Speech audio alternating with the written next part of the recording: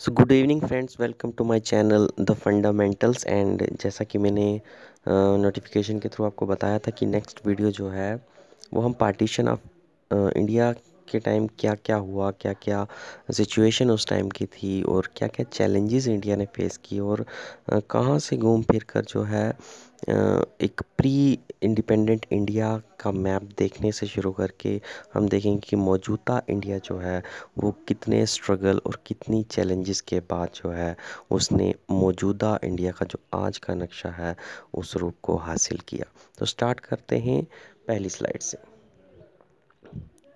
सबसे पहले है कि आप सबको पता ही है कि भारत जो है 15 अगस्त 1947 को आज़ाद हुआ और जिस प्लान के थ्रू इंडिया जो है आज़ाद हुआ वो था माउंट बैटन प्लान, जिसको कि लॉर्ड माउंट बैटन जो कि लास्ट वाइसरॉय थे इंडिया के, उनके द्वारा ये प्लान जो है फॉर्मुलेट किया गया था। और इस प्लान को 3 जून प्लान भी कहा जाता है क्योंकि इस प्लान की अनाउंसमेंट जो है वो 1947 में 3 जून को हुई थी, इसलिए इस प्लान को हम 3 जून प्लान के नाम से भी जानते हैं। और इसी प्लान के अंदर जो है ये कहा गया था कि इंडिया जो है उसका विभाजन होगा, उसका पार्टीशन होगा और 2 देश उसमें से बनाए जाएंगे, जिसमें इंडिया जो था और एक पाकिस्तान था। तो ये माउंट बैटन प्लान या 3 जून प्लान के अंदर बनाया गया और इंडिया को इंडिपेंडेंस जब मिली और ये पार्टीशन होता है वो है 15 अगस्त 1947 को।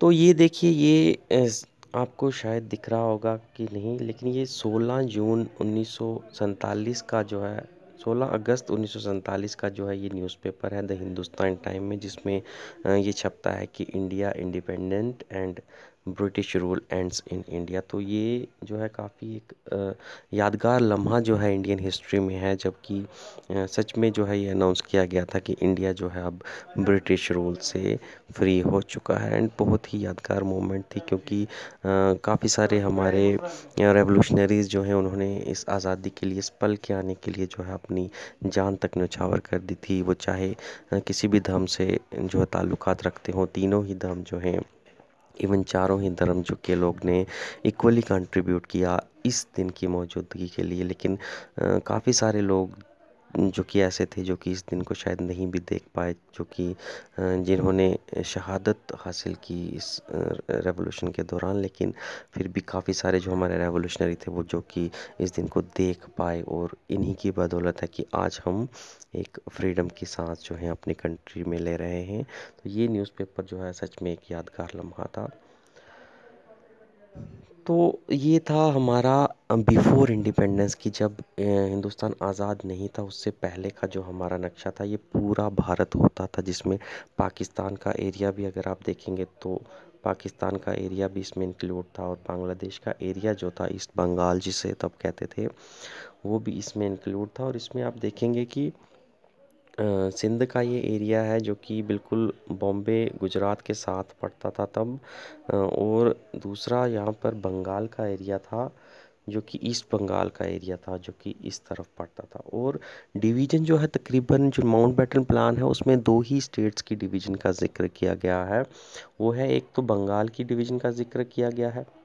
बंगाल के लिए ये कहा गया था कि एक ईस्ट बंगाल और एक वेस्ट बंगाल बनाया जाएगा। किस बेस पर बनाया जाएगा वो हम डिस्कशन कर रहे हैं। दूसरा जो था वो पंजाब, यानी ये एरिया जो था पंजाब का, इसकी डिवीज़न का ज़िक्र था। बाकी स्टेट्स कहाँ गई, कहाँ विलय हुआ और मौजूदा क्या उनका स्टेटस है, ये सब भी हम देखेंगे। लेकिन उससे पहले ये मैप आप ज़रूर देखिएगा।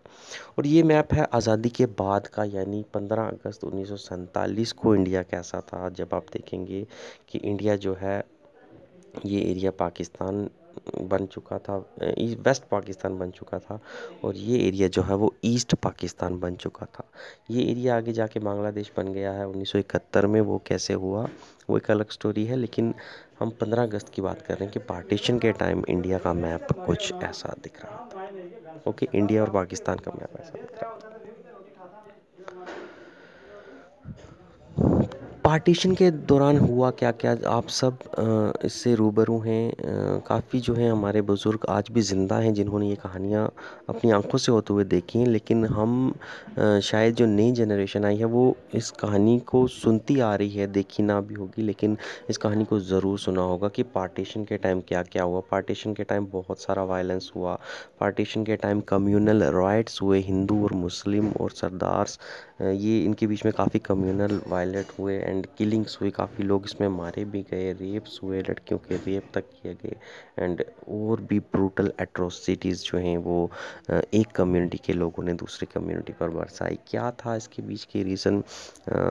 ब्रिटिश रूल से ये जो है रीज़न अगर हम इसका ढूंढने चलें तो कहीं ना कहीं ब्रिटिशर्स ने जो डिवाइड एंड रूल की पॉलिसी खेली, नफ़रत भरी अपना रूल करने के लिए लोगों के दिल में जो नफ़रत भरी, वो कारण था इस कहीं ना कहीं इस कम्युनल राइट्स के पीछे, जो कि धीरे धीरे लोगों के बीच पनपता गया और आखिर में आकर इसने कम्युनल वायलेंस का जो है रूप लिया और काफ़ी ज़्यादा हद तक इंडिया की पार्टीशन होने के बावजूद जो है काफ़ी कम्युनल राइट्स और काफ़ी लोगों ने अपनी जान गंवाई और बहुत ही ज़्यादा अत्याचार हुआ लोगों पर। जब 1947 में पार्टीशन अनाउंस होती है तो क्या होता है कि इंडिया जो है अलग स्टेट बनाई दी जाती है एंड पाकिस्तान जो है अलग स्टेट बना दी जाती है। किस बेस पर बनाई जाती है कि बंगाल का वो एरिया जहाँ पर मुस्लिम मेजॉरिटी है उस एरिया को ईस्ट पाकिस्तान बना दिया जाएगा और जहाँ पर हिंदू मेजॉरिटी है उसे वेस्ट पाकिस्तान बना दिया जाएगा। और वहीं पंजाब में भी यही मेजॉरिटी रूल देखा गया कि कौन से धर्म के लोग मेजॉरिटी में किस एरिया में है, उसी हिसाब से वेस्ट पंजाब को पाकिस्तान में विलय कर दिया गया है और ईस्ट पाकिस्तान को इंडिया में रखा गया, डिपेंडिंग अपॉन कि वहाँ पर किस धर्म के लोग जो हैं वहाँ पर मेजॉरिटी में। लेकिन ऐसा नहीं था, क्योंकि ईस्ट पाकिस्तान में जहाँ पर कि मुस्लिम मेजॉरिटी था एंड उसको ईस्ट पाकिस्तान बनाया गया, वहाँ पर भी हिंदू आल्दो माइनॉरिटीज़ में थे, सिख माइनॉरिटी में थे, क्रिश्चियन माइनॉरिटी में थे, लेकिन वो लोग एग्जिस्ट करते थे। और वहीं अगर हम वेस्ट पंजाब की बात करें तो वहाँ पर मुस्लिम मेजॉरिटी थी, लेकिन वहाँ पर हिंदू माइनॉरिटी में ही सही एग्जिस्ट करते थे, सिख थे वो माइनॉरिटी में एग्जिस्ट करते थे। और वहीं अगर हम दूसरी तरफ देखें, जो इंडिया में जो पार्ट आए वहाँ पर हिंदू मेजॉरिटी या सिख मेजॉरिटी रीजन्स थे, लेकिन उसमें माइनॉरिटीज़ जो हैं वो मुस्लिम माइनॉरिटी थी और इन लोगों का पार्टीशन के टाइम रहना मुश्किल हो गया, क्योंकि कम्युनल वायलेंस हुआ और कहीं भी जो है माइनॉरिटीज़ को उस टाइम इतनी लोगों के बीच नफरत थी कि माइनॉरिटीज़ को वो देखना तक नहीं पसंद कर रहे थे। तो क्या हुआ कि जहाँ पर माइनॉरिटीज़ थे वो अब माइग्रेट कर कर दूसरी तरफ जाना शुरू कर गए, यानी वेस्ट पाकिस्तान से जो हिंदू और सिख हैं वो माइग्रेट कर कर ईस्ट पंजाब में आना शुरू हो गए और वहीं ईस्ट बंगाल से जो है हिंदू और सिख माइग्रेट करके वेस्ट बंगाल में आना शुरू हो गए एंड अपोजिट जो है वो बिल्कुल हुआ, जो कि मुस्लिम धर्म के लोग थे जो कि वेस्ट बंगाल में थे वो वहाँ से माइग्रेट करके ईस्ट पाकिस्तान में जाना शुरू करके एंड ईस्ट पंजाब से जो हैं जो मुस्लिम थे माइनॉरिटी में वो माइग्रेट कर कर वेस्ट पाकिस्तान में जाना शुरू कर दिया। और इस माइग्रेशन के दौरान जो किलिंग्स हुई वो बहुत ज़्यादा किलिंग्स हुई और इसके दौरान जो ब्रूटल एट्रोसिटीज़ हुई लोगों पर, वो एक हिस्ट्री में बिल्कुल एक ब्लैक डे के तौर पर मनाया जाता है। बहुत ही काले दिन थे वो जिस दिन ये सब कुछ हुआ। और यहाँ पर आप देख सकते हैं कि लोग ट्रेनें भर भर कर जो हैं एक जगह से दूसरी जगह भाग रहे थे, लोगों को मारा जा रहा था, लोगों का रेप किया जा रहा था। ये वायलेंस जो है अगर आप देखेंगे तो जब आप हिस्ट्री पढ़ने बैठते हैं तो 16 अगस्त 1946 से पहले पहले चाहे मुस्लिम लीग का गठन हो गया था, पाकिस्तान की अलग पाकिस्तान की डिमांड भी जो है जिन्ना के द्वारा और मुस्लिम लीग के द्वारा कर दी गई थी, लेकिन 16 अगस्त 1946 तक किसी भी तरह का कम्युनल वायलेंस जो है वो नहीं देखा गया था, क्योंकि दोनों ही पक्ष के लीडर जो हैं वो अपने जो भी उनके फॉलोअर्स थे उनसे पीस मेंटेनेंस की अपील करते रहते थे, क्योंकि सबको जो था ये लगता था कि पीसफुली जो है ये इंडिया का रेजोल्यूशन हो जाएगा और जो भी डिमांड्स अपनी अपनी रिस्पेक्टिव पार्टीज़ की हैं वो पूरी कर दी जाएंगी। लेकिन एक हादसा क्या होता है 1946 में, जब कैबिनेट मिशन प्लान आता है और कैबिनेट मिशन प्लान जो है ये अनाउंस करता है कि इंडिया जो है वो अनडिवाइडेड रहेगा और कोई भी इंडिया का विभाजन नहीं होगा। इंडिया में एज इट इज़ जैसा है वैसा रहेगा और इंडिया में जो सेपरेट इलेक्टोराइट्स था, मुस्लिम के लिए अलग वोटिंग स्पेशल प्रिविलेजेस थे, वो भी नहीं रहेंगे। तो ये सब देखकर जिन्ना जो थे मुस्लिम लीग के, जो इस वक्त लीड कर रहे थे, उनको लगा कि उनकी जो है कहीं ना कहीं अब पावर ख़त्म होने वाली है, क्योंकि इंडिया वैसा का वैसा रहता अगर हिंदू मेजॉरिटी और सिख मेजॉरिटी बन जाता, मुस्लिम माइनॉरिटी रह जाता, तो जिन्ना के लिए कोई भी वैल्यू नहीं रहती। और वो भी अगर सेपरेट इलेक्टोरेट्स भी ख़त्म हो जाते तो जिन्ना के लिए वहाँ पर एक सीट भी हासिल कर पाना जो है वो आसान नहीं रहता। तो जिन्ना ने 1946 में कैबिनेट मिशन प्लान की इस अनाउंसमेंट के बाद उसे बॉयकॉट करते हुए वहाँ पर डायरेक्ट एक्शन प्लान डे जो था वो घोषित किया। डायरेक्ट एक्शन प्लान डे क्या था कि उन्होंने अपने जितने भी फॉलोअर्स थे उन्हें कहा कि अब सीधी उंगली से घी नहीं निकलने वाला है, आप जो भी उल्टा सीधा कर सकते हैं आप कीजिए, जिससे कि हमें अपना मकसद जो है, हम अपना अलग पाकिस्तान, अलग एरिया जो है वो मिल सके। और एक तरफ से ये बिल्कुल खुली इनविटेशन थी लोगों को कि लोग जो हैं वो वायलेंस का रास्ता अपना लें, लोग जो कम्युनल राइट्स का रास्ता अपना लें। और इस डे को डायरेक्ट एक्शन डे के प्लान के तौर पर घोषित किया गया। और इसके बाद से लेकर कम्युनल वायलेंस स्टार्ट हुआ। मुस्लिम लोग जो थे वो डायरेक्ट एक्शन करना स्टार्ट करके एंड रिएक्शन में और रिटेलिएशन में जो था बाकी एरिया जो थे जहाँ पर हिंदू मेजॉरिटी थी उन्होंने भी रिटेलिएट किया। एंड उसके बाद से लेके कम्युनल वायलेंस शुरू हो गया और जो कि पार्टीशन के साथ साथ पार्टीशन के एंड तक जो है वो चलता रहा। तो कहीं ना कहीं कम्युनल वायलेंस की जड़ें जो है मजबूत हुई। वो डायरेक्ट एक्शन प्लान डे जो था 16 अगस्त 1946 का, वहाँ से स्टार्ट हुई। तो वायलेंस को रोकने के लिए क्या किया गया? सबसे पहले तो काफ़ी जो कदम उठाए गए वो था कि क्रिएशन ऑफ पाकिस्तान की क्रिएशन की डिमांड जो थी वो माउंटबेटन ने आखिरकार एक्सेप्ट कर ली और कांग्रेस ने भी इसका सपोर्ट किया। क्योंकि कहीं ना कहीं मैंने आपको बताया कि डायरेक्ट एक्शन प्लान डे के बाद बहुत ज़्यादा वायलेंस जो था इंडिया में होने लगा था, बहुत सारे कम्युनल राइट्स शुरू हो गए थे और इसे रोकने का आखिरी रास्ता यही था। क्योंकि मुस्लिम लीग की एक एकमात्र डिमांड यही रह गई थी कि पाकिस्तान अलग से हमें दिया जाए, वरना ये कम्युनल राइट्स और वायलेंस जो हैं ये बंद नहीं होंगे। तो आखिरी रास्ता अगर किसी के लिए बच गया था वो था क्रिएशन ऑफ पाकिस्तान, जिससे कि शायद उम्मीद थी कि कम्युनल वायलेंस जो है वो अब रुक जाए। उसके लिए क्या हुआ कि पाकिस्तान की क्रिएशन के लिए बाउंड्रीज़ जो थी वो अलग बाउंड्रीज़ हमें बनानी थी, जिसमें पाकिस्तान को अलग रखा जाए और इंडिया को अलग रखा जाए और एक इंटरनेशनल बाउंड्री ड्रा की जाए। और इंटरनेशनल बाउंड्री ड्रा करने के लिए सर सिरिल रेडक्लिफ को बुलाया गया, जिसे कि रेडक्लिफ कमीशन के नाम से भी जाना जाता है। और इन्होंने ही इंडिया और पाकिस्तान के बीच डीलिमिटेशन की थी और ये 15 अगस्त 1947 को ये डीलिमिटेशन होती है। और इसके तहत जैसा कि मैंने आपको बताया कि सिर्फ दो ही स्टेट का विभाजन किया जाएगा, वो थे बंगाल और Punjab. And based on the principle of religious majority का प्रिंसिपल वहाँ पर अपनाया गया कि जिस इन दोनों जो स्टेट्स हैं वहाँ पर आधा आधा इस इन दोनों स्टेट्स का हिस्सा आधा आधा किया जाएगा और मुस्लिम मेजॉरिटी एरिया को अलग रखा जाएगा और हिंदू मेजॉरिटी एरिया को अलग रख के इंडिया और पाकिस्तान में इनका विलय हो जाएगा।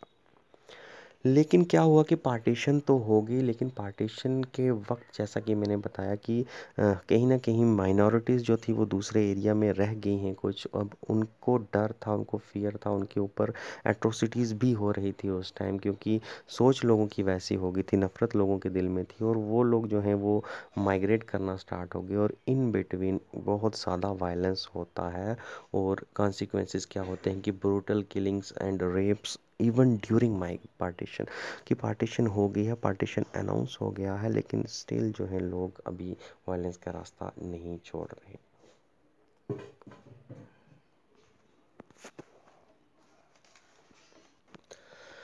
और जो मेन सेंटर थे जहाँ पर कम्युनल वायलेंस बहुत ज़्यादा हद तक हुआ वो थे लाहौर, अमृतसर और वेस्ट बंगाल में कोलकाता। और इन एरियाज़ को कम्युनल जोन भी कहा जाता है पार्टीशन ऑफ इंडिया के टाइम का। और इतनी हद तक एट्रोसिटीज़ हो रही थी, इतनी हद तक औरतों पर अत्याचार होता, औरतों का रेप किया जा रहा था कि इसे देखकर कहीं जगह ये भी नोट किया गया कि व्यूमेंस जो हैं उन्हें अपने ही घर वालों ने उन्हें मार दिया ताकि दूसरे कोई लोग उनकी इज़्ज़त पर हाथ ना डाल सकें, उनका रेप ना कर सकते हैं। और अपनी फैमिली को बचाने के लिए, अपनी फैमिली के ऑनर को बचाने के लिए, घर की इज़्ज़त को बचाने के लिए अपने ही घर की लड़कियों को भी मार दिया गया, अपने ही फैमिली मेम्बर्स के द्वारा। और एस्टिमेट ये है कि लगभग 80 लाख लोग जो हैं वो माइग्रेट हुए दोनों बॉर्डर्स में, अगर देखा जाए इंडिया से पाकिस्तान और पाकिस्तान से इंडिया में। और इस माइग्रेशन के दौरान लगभग 10 लाख लोग जो थे, जो कि बहुत बड़ा नंबर होता है इस पार्टीशन में, जो डिस्प्लेसमेंट हुई लोगों की, जो माइग्रेशन हुई, उसमें 10 लाख के करीब जो एस्टिमेट है कि लोग मारे भी गए। उसके बाद जब ये वायलेंस हो जाता है, उसके बाद जो भी इंडिया से लोग पाकिस्तान रेफ्यूजी माइग्रेट कर जाते हैं या पाकिस्तान से इंडिया जो है माइग्रेट कर जाते हैं, उनकी रिहैबिलिटेशन का एक इशू आ जाता है। तो इंडिया से जो पाकिस्तान में गए उसकी तो हमें इतनी डिटेल नहीं मालूम है, लेकिन हाँ, जो पाकिस्तान से इंडिया में आए, चाहे वो बंगाल में आए हों, चाहे वो पंजाब में आए हों, तो उनके लिए रिहैबिलिटेशन इशू जो था वो काफ़ी बड़ा इशू जो था, वो तब गवर्नमेंट ऑफ इंडिया के द्वारा जो था वो उनको फेस करना पड़ रहा था। और रिहैब जो है करना भी था, क्योंकि कहीं ना कहीं ये अनडिवाइडेड इंडिया के लोग थे। और अनडिवाइडेड इंडिया जो था वो सेपरेट नहीं था। अनडिवाइडेड इंडिया यानी पाकिस्तान से जो लोग आ रहे थे वो इंडिया के ही अपने लोग थे। तो इंडिया की जिम्मेदारी बनती थी कि उन लोगों को तब परमानेंट रिहैब किया जाए। तो शुरुआत कैसे होती है कि लगभग 60 लाख रेफ्यूजीज़ जो हैं पाकिस्तान से इंडिया में आते हैं। 80 लाख टोटल माइग्रेशन होती है, जिसमें 10 लाख मारे जाते हैं और 60 लाख लोग पाकिस्तान से इंडिया आते हैं। यानी 10 लाख लोग ही जो थे वो इंडिया से माइग्रेट करके पाकिस्तान जाते हैं। तो 60 लाख लोग को रिहैब करना जो है वो काफ़ी ज़्यादा बड़ा इशू बन जाता है। और अलग अलग जगह पर रिहैबिलिटेशन कैंप्स जो हैं वो इंडिया में बनाए। और सबसे बड़ा इंडिया में रिहैबिलिटेशन कैंप जो लगा था वो था कुरुक्षेत्र हरियाणा में, जहाँ पर लगभग 200 कैंप्स जो हैं रेफ्यूजीज़ के लिए वो अरेंज किए गए। और इशू ये था कि अब इंडिया से जो पाकिस्तान लोग गए थे, उन्होंने जो पीछे ज़मीन छोड़ी थी वो लगभग 1.9 मिलियन हेक्टेयर ज़मीन थी। और जो पाकिस्तान से माइग्रेट करके इंडिया आए थे उनके लिए ज़रूरत जो थी वो लगभग 2.7 मिलियन हेक्टेयर की थी। यानी जो लोग वहाँ से छोड़ कर आए थे ज़मीन, उनकी ज़मीन वहाँ पर ज़्यादा थी, लेकिन यहाँ पर जो अवेलेबल थी, जो यहाँ से लोग छोड़ कर गए, वो कम थी। और कहीं ना कहीं अब क्या होने वाला था कि उन्हें उसी ज़मीन पर ही उनको रिहैब करना था, लेकिन कम तादाद में। यानी आप पाकिस्तान में अगर 10 हेक्टेयर ज़मीन छोड़ कर आए हैं तो यहाँ पर आपको वो 10 की 10 नहीं मिलेगी, क्योंकि ऑलरेडी कम अवेलेबल है। तो यहाँ पर आपको शायद 5 में भी एडजस्ट करना पड़ेगा।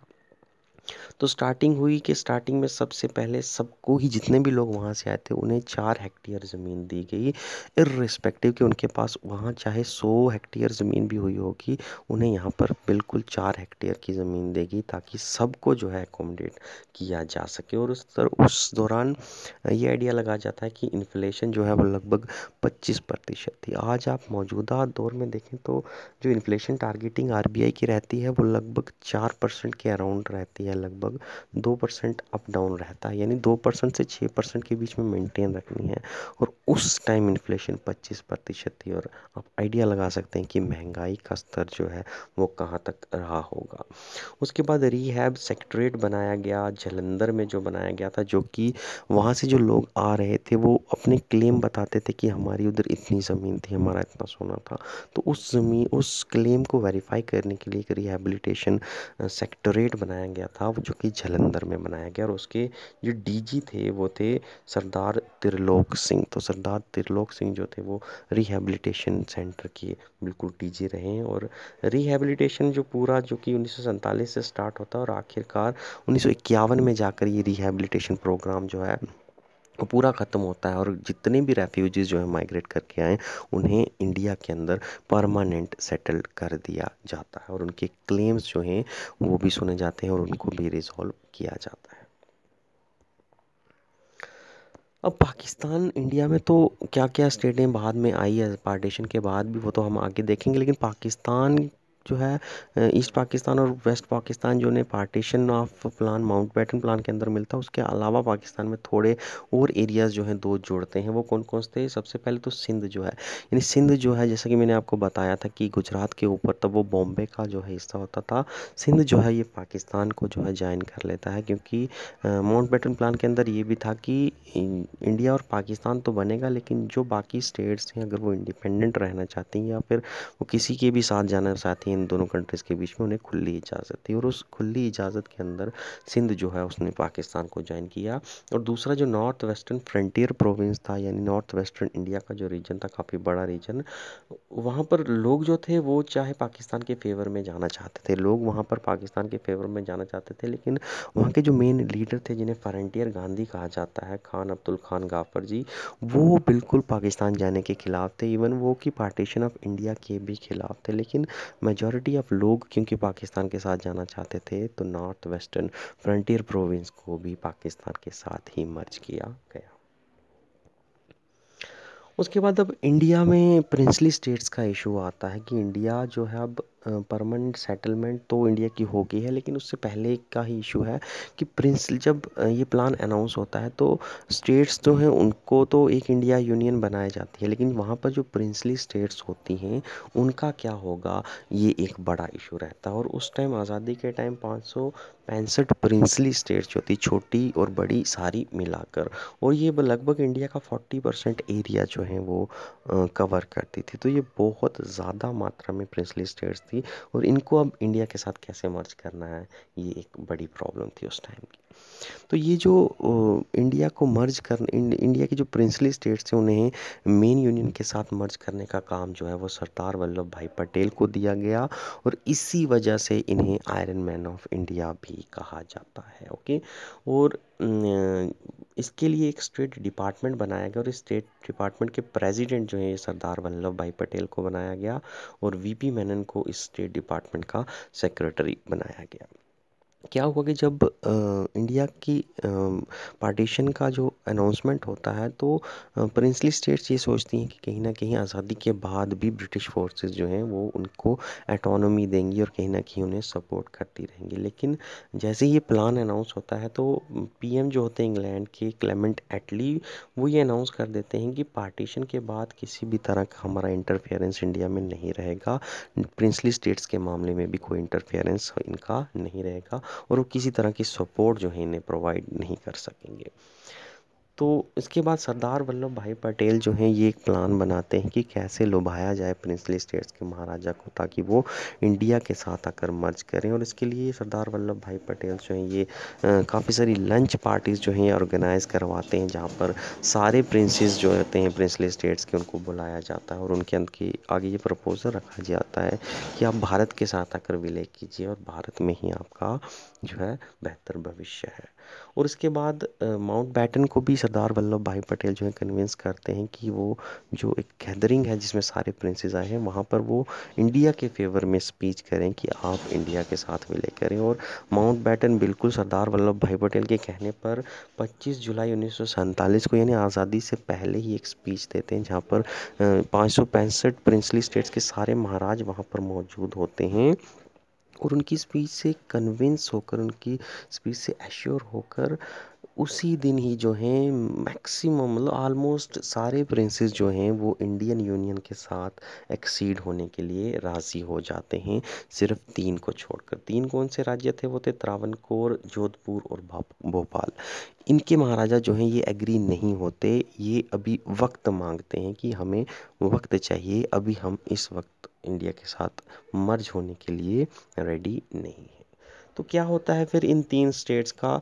जोधपुर की बात करें तो जोधपुर में क्या होता है कि जोधपुर जो है तब तो मना कर देता है, लेकिन सरदार पटेल के बार बार प्रेशराइज करने के बाद आखिरकार जोधपुर के महाराजा जो हैं वो भी इंडिया के साथ विलय करने के लिए राज़ी हो जाते हैं। भोपाल में क्या होता है कि भोपाल के जो रूलर हैं हबीबुल्ला, जो कि जिन्ना को फेवर करते हैं, वो पाकिस्तान के फेवर में जाने के लिए सोच रहे होते हैं, ऑल्दो अनाउंसमेंट नहीं की जाती, लेकिन वहाँ की जो पॉपुलेशन है क्योंकि वो हिंदू होती है, तो वो जो हैं उनके प्रेशर के अंदर, और साथ साथ जो पटेल जो हैं ये भोपाल के महाराजा को भी प्रेशर करते ही रहते हैं कंटिन्यूअस। और पटेल के प्रेशर और पॉपुलेशन के प्रेशर के बाद जो महाराजा हबीबुल्ला हैं वो इंडिया के साथ एक्सीड होने के लिए कन्विंस हो जाते हैं। तीसरी स्टेट त्रावणकोर की बात करें तो त्रावणकोर के महाराजा जो हैं वो चिथिरा थिरुनल थे, जो कि रियल अथॉरिटी नहीं थे। although महाराजा तो वही थे, सब काम उन्हीं के नाम पे होते थे, लेकिन रियल पावर जो वहाँ के दीवान के हाथ में थी, जो कि थे सीपी अय्यर। तो सीपी अय्यर पहले तो बिल्कुल अलग रहने की ही सोचते हैं, लेकिन क्या होता है कि वहाँ के लोग बिल्कुल इंडिया के साथ आना पसंद करते हैं, क्योंकि पॉपुलेशन हिंदू है तो वो इंडिया के साथ आने की चाह जताते हैं। और महाराजा कहीं ना कहीं उन्हें कर्व करने की कोशिश करता है और लोग एजिटेट करते हैं। और एक समय ऐसा आता है कि लोग जो हैं वो इन सीपी अय्यर जो कि दीवान होते हैं इन पर अटैक करते हैं। और इस अटैक के बाद महाराजा जो हैं वो डिसीज़न लेते हैं कि हमें लोगों की बात सुननी चाहिए और हमें इंडिया के साथ आना चाहिए। तो इस तरह से त्रावणकोर भी इंडिया में आकर मिलने के लिए तैयार हो जाता है। उसके बाद जो है ये स्टेट्स तो ऐसी थी जो कि सोच रही थी अभी, जो कि पाकिस्तान के साथ बिल्कुल नहीं जाना चाहती थी, जो कि वक्त लेना चाहती थी। लेकिन 4 स्टेट ऐसी थी जिनका विलय जो है वो काफ़ी ज़्यादा मुश्किल रहा इंडिया के लिए, जो कि ईजी नहीं था। वो 4 स्टेट्स थी जूनागढ़ की, प्रिंसली स्टेट, हैदराबाद की, कश्मीर की और मणिपुर की। तो क्या होता है, कैसे होता है इनका विलय इंडिया में? सबसे पहले अगर जूनागढ़ की बात करें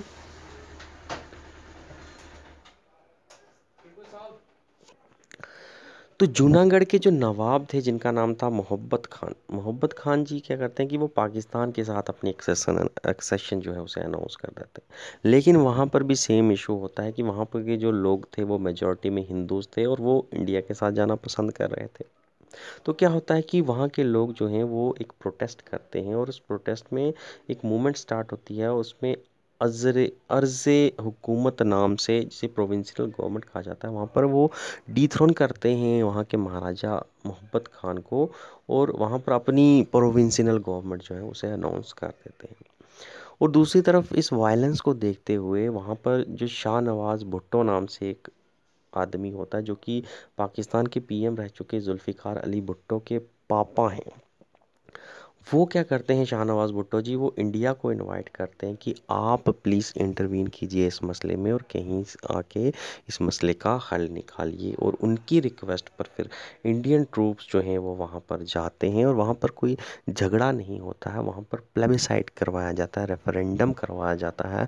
वहाँ पर लोगों से पूछा जाता है कि आप किसके साथ जाना चाहते हो, और जो भी वोट जो हैं वो मेजॉरिटी में पड़ते हैं उसी को ही माना जाता है। और उस प्लेबिसाइट में लोग जो हैं, मोस्ट मेजॉरिटी लोग जो हैं वो इंडिया को फेवर करते हैं। और जूनागढ़ का एक्सेशन जो है इंडिया के साथ वो 20 फरवरी 1948 में इस प्लेबिसाइट के बेस पर करवाया जाता है। फिर कश्मीर का इशू आता है। कश्मीर में क्या होता है कि महाराजा जो होते हैं कश्मीर के, हरी सिंह, वो एक इंडिपेंडेंट स्टेट चाहते हैं। वो ना इंडिया के साथ जाना चाहते हैं और ना पाकिस्तान के साथ जाने की उनकी ख्वाहिश होती है। वो इंडिपेंडेंट रहना चाहते हैं और वहाँ पर एक बहुत फेमस लीडर रहते हैं शेख अब्दुल्ला जी, जो कि वहाँ की नेशनल कॉन्फ्रेंस जो पार्टी है वहाँ की, आज की काफ़ी बड़ी पार्टी जो है, काफ़ी जो है सीएम दे चुके हैं उस स्टेट को, उसकी फॉर्मेशन जो है वो शेख अब्दुल्ला ही करने वाले हैं। शेख अब्दुल्ला जो है वो वहाँ पर महाराजा का रूल नहीं चाहते, वो चाहते हैं कि महाराजा का रूल ख़त्म हो, डेमोक्रेसी आए, लोगों की अपनी गवर्नमेंट बने। और वहीं at the same time Sheikh Abdullah जो है वो पाकिस्तान के साथ भी जाने को फेवर नहीं करते हैं। तो वो बिल्कुल सिर्फ लोगों का रूल चाहते हैं कि डेमोक्रेसी वहाँ पर आए। और उसके बाद क्या होता है कि महाराजा जो हैं वो पाकिस्तान के साथ स्टैंड स्टिल एग्रीमेंट करते हैं। स्टैंड स्टिल एग्रीमेंट क्या होता है कि इस एग्रीमेंट के दौरान क्या होगा कि कोई भी इंटरफेरेंस जो है वो नहीं होगी, कोई भी एक दूसरे को डोमिनेट करने की कोशिश नहीं करेगा। और एट द सेम टाइम जो ट्रेड है या फॉरेन अफेयर, जो जैसे रिश्ते उनके बीच में पहले थे वो वैसे ही बरकरार रहेंगे। तो पाकिस्तान जो है वो स्टैंड स्टिल एग्रीमेंट को साइन कर देता है, लेकिन इंडिया इस स्टैंड स्टिल एग्रीमेंट को साइन नहीं करता। इंडिया जो है वो अभी सिचुएशंस को देखना चाहता है कि फ्यूचर में आने वक्त क्या वहाँ पर होने जा रहा है। तो इंडिया जब स्टैंड स्टिल एग्रीमेंट साइन नहीं करता तो पाकिस्तान को कहीं ना कहीं डर लग जाता है कि इंडिया जो है वो कश्मीर को कैप्चर ना कर ले बाय मीन ऑफ फोर्स। तो पाकिस्तान से जो है सब्र नहीं होता, पाकिस्तान थोड़ा इम्पेशेंट हो जाता है और इसी में कहता है कि पहला अटैक मैं ही कर देता हूँ। तो पाकिस्तान जो है 22 अक्टूबर 1947 को जो है पठान ट्राइब्समैन की फोर्स के अंडर, हाल दो आर्मी ऑफिशियली तो अनाउंस नहीं करती, लेकिन ये माना जाता है कि बैकिंग जो है वहाँ पर पाकिस्तान आर्मी की रहती है और आगे जो है पठान ट्राइब्स को करा जाता है और वो कश्मीर पर अटैक करते हैं। पुंछ का काफ़ी एरिया, कश्मीर का काफ़ी एरिया वो ऑक्यूपाई कर लेते हैं, लगभग बारामूला तक वो आकर पहुँच जाते हैं। इसके बाद ये अटैक देखते हुए महाराजा जो होते हैं वहाँ पर वो इंडिया की हेल्प जो है मांगने के लिए आते हैं, लेकिन लॉर्ड माउंटबेटन जो कि आज़ादी के बाद भी वायसराय जो है इंडिया के रहते हैं, वो उससे कहते हैं कि महाराजा जी पहले तो आप इंस्ट्रूमेंट ऑफ एक्विजिशन साइन कीजिए, तभी हम आपकी स्टेट में आकर आपकी हेल्प कर सकते हैं, इंटरवीन कर सकते हैं, वरना आपकी इंडिपेंडेंट स्टेट में एक्सेशन के बिना हमारा कोई हक भी नहीं बनता और ना ही हम इंटरवीन कर सकते हैं। और कहीं ना कहीं महाराजा जो हैं उन्हें अपनी स्टेट को बचाना होता है और इसलिए महाराजा जो हैं वो पाकिस्तान के बदौलत इंडिया के साथ एक्सीड करने के लिए राज़ी होते हैं। और 26 अक्टूबर 1947 को इंस्ट्रूमेंट ऑफ एक्सेशन जो है वो महाराजा और लॉर्ड माउंटबेटन के बीच में साइन किया जाता है और इसके बाद इंडियन ट्रूप जो है कश्मीर की तरफ जाते हैं और मेन वैली जो होती है उसको जो है सेपरेट करवाते हैं, उसको वहाँ पर फ्री करवाते हैं पाकिस्तानी जो ट्राइब्समैन हैं उनसे। लेकिन पीओके का एरिया जो कि काफ़ी हद तक ऑक्यूपाइड जो है उससे इंडिया जो है फ्री नहीं करवाता, अन इंटेंशनली हम कह सकते हैं कि फ्री नहीं करवाता, क्योंकि इंडिया जो है वो कह चाहता है कि आगे शायद आने वाले समय में पाकिस्तान इसे खुद से ही छोड़ देगा, क्योंकि इंडिया जो है वो क्लेम करता है कि महाराजा ने हमें एक्सीड किया है तो ये एरिया हम क्लेम करते हैं। लेकिन पाकिस्तान जो है वो बिल्कुल भी ऐसा नहीं करता और इंडिया जो है आखिरकार नेहरू के अंडर जो है इस मैटर को यूएन ले जाते हैं और यूएन में चाहते हैं कि यूएन उन्हें फेवर करेगा और यूएन कहेगा पाकिस्तान से कि चीज़ को छोड़ा जाए, आप उस एरिया को फ्री कीजिए और इंडिया के हवाले कीजिए। लेकिन यूएनओ जो है वो अमेरिकन डोमिनेंट वाला एक ऑर्गेनाइजेशन है और अमेरिका जो है उस समय पाकिस्तान की काफ़ी ज़्यादा सपोर्ट करती है और यूएन जो है बिल्कुल भी एग्रीमेंट पर ऐसे नहीं पहुंच पाता कि बिल्कुल वो जहां पर वो पाकिस्तान को कहे कि आप इस एरिया को फ्री कीजिए। 1972 में फिर इंडिया और पाकिस्तान के बीच में एक शिमला डिक्लेरेशन होती है, जैसा कि आप सबको पता ही होगा। इसके दौरान इसमें ये कहा जाता है कि अब यूएन का इंटरफेरेंस नहीं होगा और जो भी कश्मीर का जो इशू है वो दोनों कंट्रीज़ जो है बातचीत के द्वारा हल करेंगी। लेकिन यूएन में एक बहुत अच्छी एक यादगार चीज़ होती है कि यूएन जो है वो 1948 में एक रेजोल्यूशन पास करता है कश्मीर पर और कहता है कि कश्मीर में भैया आप क्या कीजिए, एक रेफरेंडम कराइए, जैसे कि जूनागढ़ में हुआ, वहाँ पर भी रेफरेंडम कराइए और वहाँ के लोगों से पूछिए कि आप किसके साथ जाना चाहते हो, जिसमें मेजॉरिटी फेवर करेगी उसी में कश्मीर विलय हो जाएगा। लेकिन पहले ये शर्त भी लगी जाती है कि पाकिस्तान जो है वो अपनी आर्मी भी वहाँ से हटाएगा और इंडिया जो है वो भी अपनी आर्मी हटाएगा और उसके बाद ये रेफरेंडम होगा। तो इंडिया तो रेडी हो जाती है इस रेफरेंडम के लिए और अपनी आर्मी हटाने के लिए, लेकिन पाकिस्तान जो है वो अपनी आर्मी हटाने के लिए राज़ी नहीं होता, क्योंकि उसे ये डर रहता है कि हम अगर पीछे आएंगे तो इंडिया कहीं पूरा ही एरिया कैप्चर ना कर ले, इसलिए वो आर्मी पीछे नहीं हटा पाता और ये शर्त जो है रेफरेंडम की ये पूरी नहीं हो पाती। तो इसकी वजह से ये रेफरेंडम भी नहीं हो पाता और कहीं ना कहीं पाकिस्तान को ये भी पता था कि रेफरेंडम होगा तो वहाँ पर लोग जो थे उस टाइम वो शेख अब्दुल्ला लीडर जो थे उनकी काफ़ी सुन रहे थे और शेख अब्दुल्ला कहीं ना कहीं पाकिस्तान के साथ जाने के फेवर में बिल्कुल भी नहीं थे। तो वो लोगों से ज़रूर ये कहते कि पाकिस्तान के फेवर में मत वोट कीजिएगा और बिल्कुल लोग वहाँ पर पाकिस्तान के साथ जाना नहीं पसंद करते। तो शायद रेफरेंडम में पाकिस्तान को लग रहा था कि उनकी हार हो सकती है उस टाइम शेख अब्दुल्ला के अंडर, इसलिए पाकिस्तान ने अपने ट्रूप्स नहीं पीछे किए, तो रेफरेंडम नहीं हो पाया और कश्मीर आज भी कहीं ना कहीं एक इशू है जिसकी सॉल्यूशन नहीं हो पाया और पीओके एरिया आज पाकिस्तान के अंडर ऑक्यूपाइड है। वहाँ पर पाकिस्तान जो है वो हुकूमत करता है और इंडिया के पास अपना जो है एरिया है और कुछ एरिया चाइना के पास भी है। तो ये इशू जो है आज तक जो है ये सॉल्व नहीं हो पाया है। तीसरे नंबर पर हैदराबाद स्टेट का बहुत बड़ा इशू आता है। हैदराबाद जो है वो लार्जेस्ट प्रिंसली स्टेट थी। अगर अगर हम ब्रिटिश कॉलोनियल इंडिया की बात करें तो सबसे बड़ी स्टेट जो है वो हैदराबाद थी, और दूसरे नंबर पर सबसे बड़ी स्टेट जो थी प्रिंसली स्टेट, वो जम्मू कश्मीर की स्टेट थी। तो वहाँ पर जो निज़ाम होते हैं वो इंडिपेंडेंट स्टेट चाहते हैं, वो किसी के साथ जाना पसंद नहीं करते। और इंडिया जो है उनके साथ स्टैंड स्टिल एग्रीमेंट कहता है कि साइन कर लीजिए। इंडिया मानता है कि भाई अगर आप इंडिपेंडेंट रहना चाहते हो तो ठीक है, कोई बात नहीं। लेकिन वहीं पर महाराजा जी क्या करते हैं कि इंडिया के साथ नेगोशिएशन स्टार्ट कर देते हैं स्टैंड स्टिल एग्रीमेंट के बाद। और साथ साथ इंडिया को पता चलता है कि निज़ाम जी जो हैं वो पाकिस्तान के साथ भी नेगोशिएशन कर रहे हैं एट द सेम टाइम। तो कहीं ना कहीं उस स्टैंड स्टिल एग्रीमेंट का वायलेशन हो रही है, वो इंडिपेंडेंट नहीं रहना चाहते। कहीं ना कहीं महाराजा जो हैं वो कुछ ना कुछ तो गड़बड़ कर रहे हैं। फिर वहाँ पर जो लोकल पीपल्स होते हैं वहाँ के, क्योंकि मुस्लिम मेजॉरिटी स्टेट होती है हैदराबाद की, वहाँ पर लोकल लोग जो हैं वो एक ऑर्गेनाइजेशन बनाते हैं जिसका नाम पड़ता है मजलिस इत्तेहाद उल मुसलमान। तो ये मजलिस इत्तेहाद उल मुसलमान जो ऑर्गेनाइजेशन बनती है, ये चाहते हैं कि हैदराबाद जो है एक ऐसी स्टेट बने जो कि मुस्लिम डोमिनियन स्टेट हो, और यहाँ पर इस्लाम के रूल्स के साथ साथ चला जाए। लेकिन वहाँ की जो स्टेट कांग्रेस होती है, स्टेट कांग्रेस बिल्कुल इस्लामिक रूल नहीं चाहती। स्टेट कांग्रेस जो है वो चाहती है कि यहाँ पर डेमोक्रेसी होनी चाहिए। एटलीस्ट आप इंडिपेंडेंट रहिए, लेकिन आप डेमोक्रेटिक वे में चलिए। आप बिल्कुल वहाँ पर माइनॉरिटीज़ को निगलेक्ट नहीं कर सकते, बिल्कुल मुसलमान मतलब मुस्लिम या इस्लामिक कल्चर रखकर। तो पीपल्स जो हैं एजिटेट करते हैं, डेमोक्रेसी के फेवर में बोलते हैं। वहाँ पर निज़ाम जो है उन्हें रिप्रेशन होता है, निज़ाम जो है उन्हें दबाने की कोशिश करता है, फोर्स की जो है इस्तेमाल किया जाता है। और उसके बाद लोग जो हैं वो इंडिया को हेल्प के लिए बुलाते हैं, और इंडियन ट्रूप्स जो हैं वो फिर वहाँ के लिए मार्च करते हैं। वहाँ पर एक ऑपरेशन जो है वो चलाया जाता है इंडियन ट्रूप्स के द्वारा, जिसे ऑपरेशन पोलो के नाम से जाना जाता है। और इस ऑपरेशन पोलो के अंदर जो है हैदराबाद में इंडियन ट्रूप्स और हैदराबाद के निज़ाम की जो फोर्सेस हैं इनके बीच में एक वार स्टार्ट होती है। और 3 दिन के अंदर ही जो है निज़ाम जो है हैदराबाद के वो सरेंडर कर देते हैं। और उसके बाद नवंबर 1948 में एक सेशन ऑफ इंस्ट्रूमेंट जो है उसे साइन करके इंडिया के साथ विलय करते हैं। और हैदराबाद जो है ये लास्ट प्रिंसली स्टेट होती है जो कि इंडिया के साथ एक्सीड करने के लिए राज़ी होती है। इसके बाद मणिपुर आल्दो इसके बाद जो है इंडिया में जुड़ती है, लेकिन वो एक्सीड नहीं होती, वो मर्ज हो जाती है इंडिया के, यानी अपनी मर्जी से आती है मर्जिंग के लिए। तो क्या आता है मणिपुर में, इसके बाद हम ज़रूर देखेंगे कि मणिपुर में मणिपुर के महाराजा जो हैं वो रहते हैं बोध चंद्र सिंह। बोध चंद्र सिंह जो हैं ये इंडिया के साथ मर्जर जो है वो मर्जर इंस्ट्रूमेंट साइन कर देते हैं।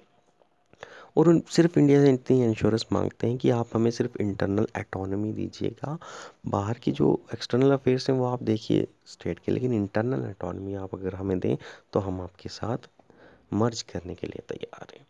तो वहाँ पर जो स्टेट कांग्रेस होती है वो तो इंडिया के साथ जाने के फेवर में होती है, लेकिन वहाँ पर जो अपोजिशन पार्टीज़ हैं वो इंडिया के साथ जाने के फेवर में नहीं होती, वो इंडिपेंडेंट रहना चाहती हैं।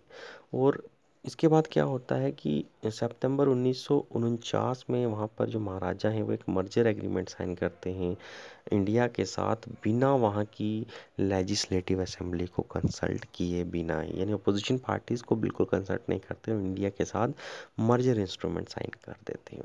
और मणिपुर के बारे में एक खास बात यह है कि मणिपुर इंडिया में सबसे पहली स्टेट है जो कि वहाँ पर adult franchise, universal adult franchise की बेस पर जिसने सबसे पहले जो है इंडिया के किसी भी पार्ट ने अगर किसी ने इलेक्शन करवाए तो वो मणिपुर थी, जिसने जून 1948 में इलेक्शन करवा दिए थे वहाँ पर।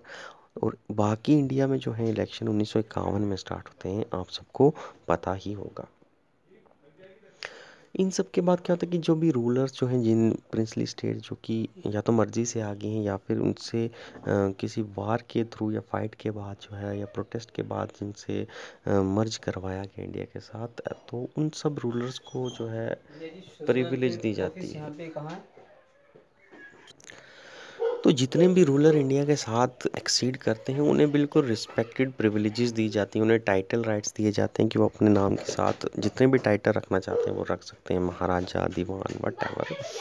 उसके बाद उन्हें गद्दी सक्सेशन राइट दिए जाते हैं कि अपनी गद्दी को आने वाले बच्चों में जो है कि महाराजा अनाउंस करेगा कि उसके ये लड़का जो है ये गद्दी पर बैठेगा, ये वारिस टाइप का जो राइट था वो दिया जाता है। उसके बाद प्राइवी पर्स राइट दिए जाते हैं। प्राइवी पर्स मीन्स कोई पेंशन नाम की चीज़ जो है उनके लिए अनाउंस की जाती है। एंड पर्सनल फ्लैग रखने का, यानी अपनी प्रिंसली स्टेट्स का अगर कोई वो पर्सनल फ्लैग रखना चाहते हैं तो वो रख सकते हैं। गन सैल्यूट्स ऑन सेरेमनीज, कि जब कोई भी रीति रिवाज या कोई शादी ब्याह उनके एरिया में होगा तो गन के साथ सैल्यूट देने का एक रिवाज ज़रूर होता था प्रिंसली स्टेट्स में।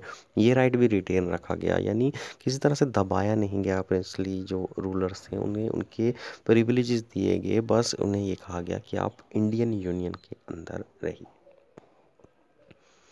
लास्ट इशू जो है, तकरीबन प्रिंसली स्टेट सब जो है इंडिया के साथ विलय हो जाती हैं। इसके बाद आखिर में दो ही ऐसे यूटीज़ जो आज की मौजूदा हैं या छोटी स्टेट्स हैं जिनका इशू अभी तक रहता है। वो रहती है एक तो पुडुचेरी, जो कि अभी तक फ्रेंच डोमिनियन के अंदर, यानी फ्रेंच ऑक्युपाइड है अभी तक, जिसे फ्रेंच ने नहीं छोड़ा है।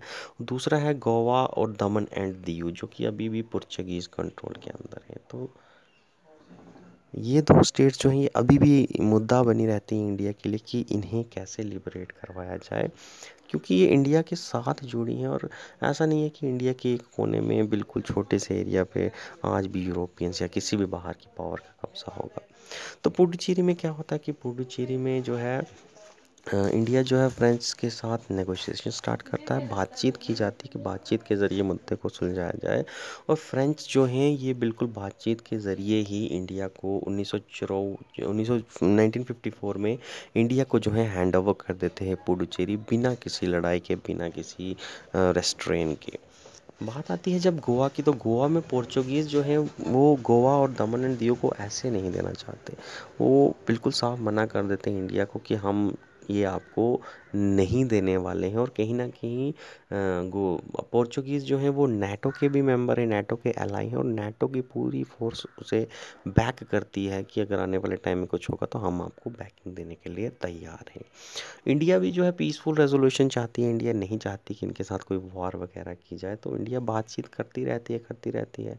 मीनवाइल वहाँ पर लोग जो हैं, क्योंकि लोग वहाँ के लोकल इंडियंस थे और वो कहीं ना कहीं इंडिया के साथ ही आने के लिए बात कर रहे थे, तो वो प्रोटेस्ट कर देते हैं, वो आज़ादी के लिए लड़ाई स्टार्ट कर देते हैं कि हमें आज़ाद किया जाए। और साथ साथ इंडिया की हेल्प जो है वो आखिरकार 1961 में आकर इंडिया की हेल्प मांगते हैं। और इंडियन ट्रूप्स जो हैं वो बिल्कुल नो डाउट मार्च करते हैं फिर गोवा और दमन एंड दीव की तरफ, और वहाँ पर एक ऑपरेशन लॉन्च होता है जिसे ऑपरेशन विजय कहा जाता है। ओके, तो ऑपरेशन विजय करगिल वार में भी ऑपरेशन विजय ही नाम था उसका। और पोर्चुगीज़ के पोर्चुगीज़ के अंडर जो गोवा को लिबरेट करने वाला मिशन था उसका नाम भी ऑपरेशन विजय ही था। और आखिरकार जब इंडियन ट्रूप्स वहाँ पहुँचते हैं तो पोर्चुगीज़ जो हैं वो बिल्कुल बिना किसी लड़ाई के ही जो है सरेंडर कर देते हैं इंडियन आर्मी के पास। और 1961 में जो है ये इंडिया को छोड़कर जाने के लिए राज़ी हो जाते हैं। और आपको जानकर हैरानी होगी कि पोर्चुगीज़ जो है सबसे पहले यूरोपियन पावर है, जो सबसे पहली इंडिया में आई थी यूरोपियन पावर, वो पोर्चुगीज़ ही थी। लेकिन सबसे लास्ट में इंडिया से जाने वाली पावर कोई यूरोपियन थी तो वो भी पोर्चुगीज़ थी। तो आने में सबसे पहले थे लेकिन जाने में भैया बहुत देर कर गई है। लेकिन 1961 में आखिरकार जो है गोवा जो है इंडिया के साथ मिलता है, दमन दीव भी इंडिया के साथ मिलता है। और आखिरकार आज की जो मौजूदा भारत है, जो कि ऐसा दिखेगा आपको, ये पॉलिटिकल मैप है। यहाँ पर ये एरिया दमन एंड दीव का था और गोवा का एरिया है जो कि पोर्चुगीज़ से लिया गया। और यहाँ पर पुडुचेरी है, पुडुचेरी के 3-4 छोटे छोटे आइलैंड्स हैं, ये जो है फ्रेंच ओपिनियन से छुड़ाए गए। तो आज का मौजूदा इंडिया जो है वो ऐसा दिखा। और ये मौजूदा इंडिया जो है ये बहुत सारी स्ट्रगल्स के बाद जो है इस नक्शे पर ऐसा आकर बना। तो ये स्टोरी थी पार्टीशन ऑफ इंडिया के बाद इंडिया का क्या स्ट्रगल रहा, इंडिया के क्या चैलेंजेस रहे, और आज का मौजूदा भारत कैसे बना। तो कैसा लगा वीडियो आपको, प्लीज़ कमेंट बॉक्स में हमें ज़रूर कमेंट करके बताइएगा। एंड बने रहिएगा हमारे चैनल के साथ। Thank you, have a nice day.